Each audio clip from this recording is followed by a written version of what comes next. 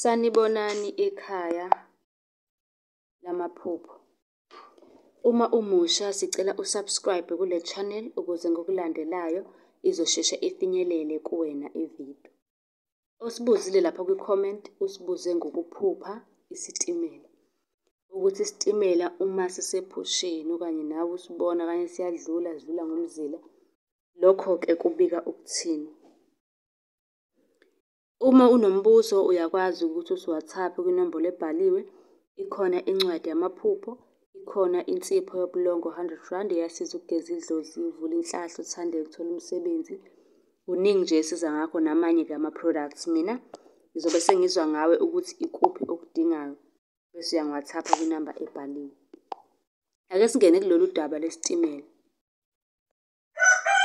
Uthi ngabe kuchaza ukuthini ukuphupha isitimela sihamba emzileni waso? Abanye-ke kuyenzeka-ke bephuphe bebhekene nesimo esikanje, uthole ukuthi ugibele isitimela, isitimela sihambe eceleni komzila noma isitimela sey'hambene. Kahle kahle-ke uma unephupho lesitimela njengoba ngisho, kumele ubheke isimo ukuthi lelo phupho likusiphi isimo. Ngabe wena ujabulile, ngabe kunenjabulo? Isitimela-ke futhi singasho ibhokisi lomngcwabo. Uma kade wagcina-ke nokugoduka, leli phupho lisho ukuthi-ke goduka uye ekhaya. Umzila uyindlela eya ekhaya, njengoba ngisho ukuthi umzila, isitimela lihamba emzileni kusho ukuthi umzingela, umzila uyindlela eya ekhaya. Ngokwedlozi lesitimela kahle kahle nguwena.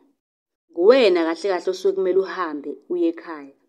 Uhamba ngomzila wedlozi kahle kahle. Abanye kuyenzeka uthole ukuthi uyahamba uyothwasa. Leli phupho, ukuphupha isitimela-ke siphuma kujantshi. Kungachaza ukuthi uzobhedelwa izinto uma uqhubeka ngendlela ohamba ngayo noma owenza ngayo izinto. Kwesinye isikhathi kusuke kuwukuthi-ke idlozi liyakuxwayisa. Njengoba isitimela siphumela endleleni nje siya eceleni, idlozi lisuke likuxwayisa lapho ukuthi hheyi, lungisa izindlela zakho, kukhona okungahambi kahle. Uma-ke nawe unombuzo usungasibuza kwi-comment. Ngicela futhi usubscribe ukuze ividiyo uma ngiphosta elandelayo isheshe ingene kuwena i-notification. Ungasilandela-ke kuzo zonke iy'nkundla zokuxhumana, ku-Facebook naku-TikTok sichaza amaphupho. Ku-WhatsApp siyatholakala nama-products ney'ncwadi zamaphupho zikhona. UsiWhatsApp ngokushesha .